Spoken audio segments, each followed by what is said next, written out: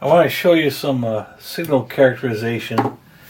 I have my Olympus Epic 1000 eye machine, and I have a 45-degree wedge, 4 megahertz transducer, and this plate that I'm looking at has a toe crack.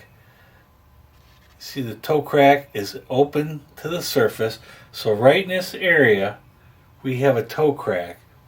And the 45-degree angle is the best to catch us with the second leg on the bounce to look at that crack. And what I'm going to do is I'm going to rotate the probe and show you what a crack looks like. So right here's our crack.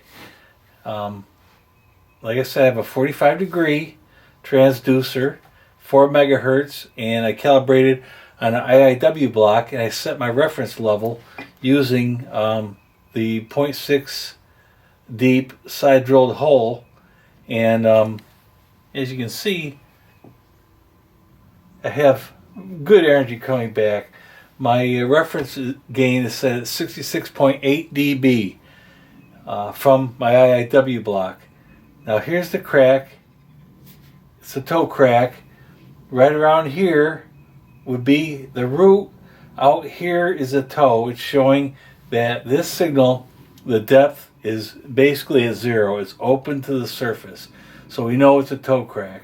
And as I slide over, we see that the signal goes away. It comes and goes. So the crack, as you can see, it's jagged.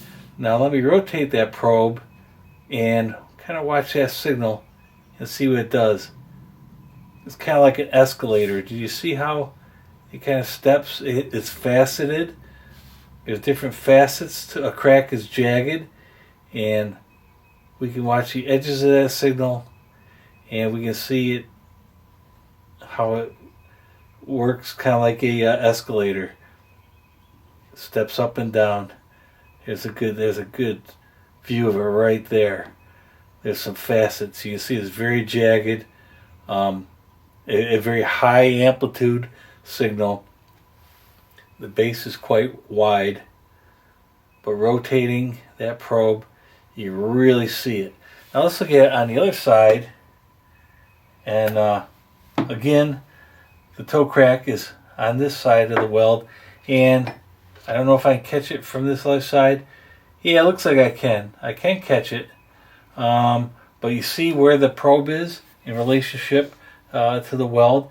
It's right up against the toe of this weld, so that my second leg bounces up and does find that crack. But what that will tell you is that that crack is on this side. So I'm right up against the toe of the weld, and then over on this side I have to pull back and use my second leg to catch it. So I'm back away. So the trig function tells me that the crack is right here on the toe of my weld. But again, by rotating, you really see the facets in that crack.